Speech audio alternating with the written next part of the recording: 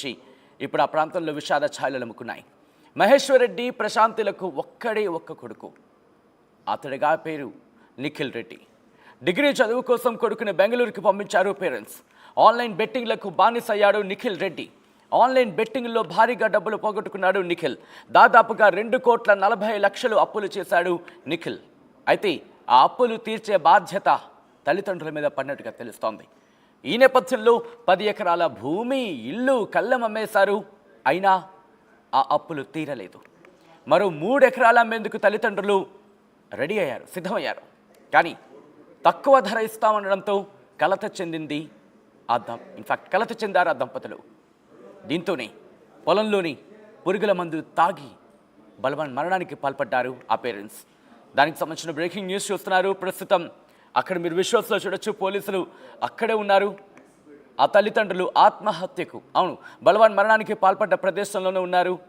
అయితే ఈ మరణానికి కేవలం అప్పుల బాధ మాత్రమే కారణమా, లేకపోతే ఇంకేమైనా కారణాలు ఉన్నాయా అనే కోణంలో కూడా పోలీసుల దర్యాప్తు జరుగుతోంది. నంద్యాల జిల్లా వెలుగూడ మండలం అబ్దులాపురంలో విషాదం నెలకొంది. కొడుకు చేసిన 2,40,00,000 అప్పు తీర్చలేక తల్లిదండ్రులు బలవన్ మరణానికి పాల్పడ్డారు. అప్డేట్స్ అందించేందుకు మా ప్రతినిధి హుస్సేన్ సిద్ధంగా ఉన్నారు. హుస్సేన్, అసలు ఇంతకీ ఏం జరిగింది? ఎన్ని రోజులుగా విషయం జరుగుతూ ఉంది? ముఖ్యంగా నిఖిల్ విషయం తల్లిదండ్రులకు ఎప్పుడు తెలిసింది? ఎన్ని రోజుల ప్రయత్నాలు జరిగాయి? అసలు ఇంతకీ ఏం జరిగింది? సచిన్, నంద్యాల జిల్లా వెలుగూడు మండలం అబ్దులాపురంలో విషాద ఛాయలు అలుముకున్నాయి. నిఖిల్ అంటే కొడుకు చేతికి వస్తే తన కష్టాలు తీరుతాయి, ఎన్నో ఆశలు పెట్టుకున్నటువంటి ఒక్కగానొక్క కొడుకు మీద ఈరోజు తను చేసినటువంటి ఘనకార్యానికి 2 దంపతులు ఆత్మహత్య చేసుకున్నటువంటి పరిస్థితి కనిపించింది.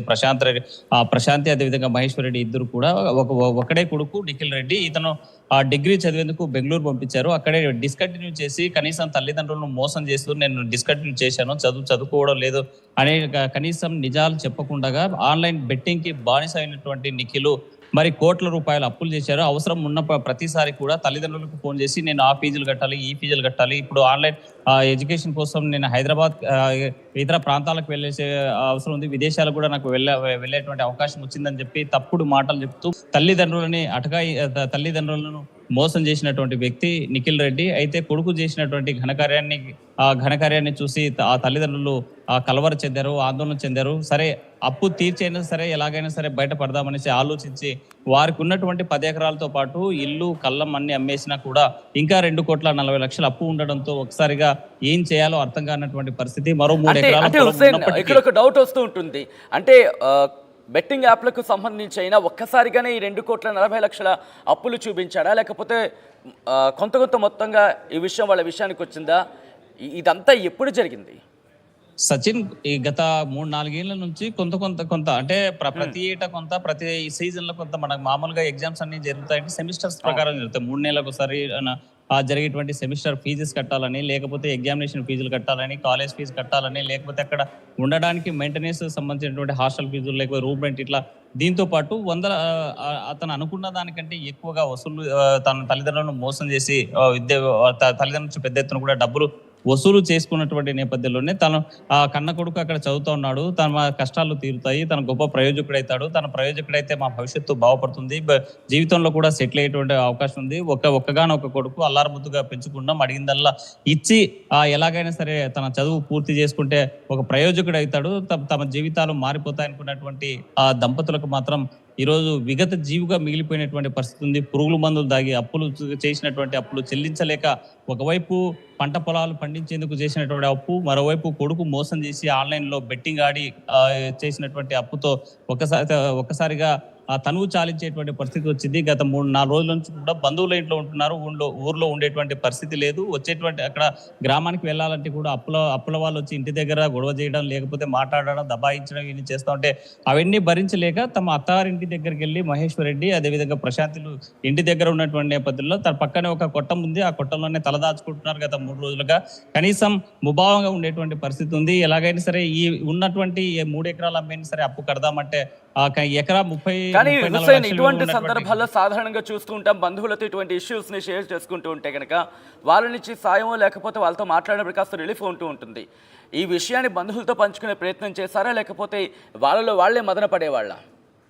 బంధువులతో చెప్పుకోవాలని చూసినా కూడా సుమారు 2,40,00,000 రూపాయలు అంటే సాధారణమైనటువంటి అప్పు కాదు. ఎందుకంటే ఒక సాధారణమైనటువంటి రైతు కుటుంబము ఉన్నటువంటి ఆ 10 ఎకరాలు ఈ 13 ఎకరాలు మొత్తం కలిపి అమ్మినా సరే ₹1,00,00,000 కూడా రానటువంటి పరిస్థితి ఉన్నటువంటిది.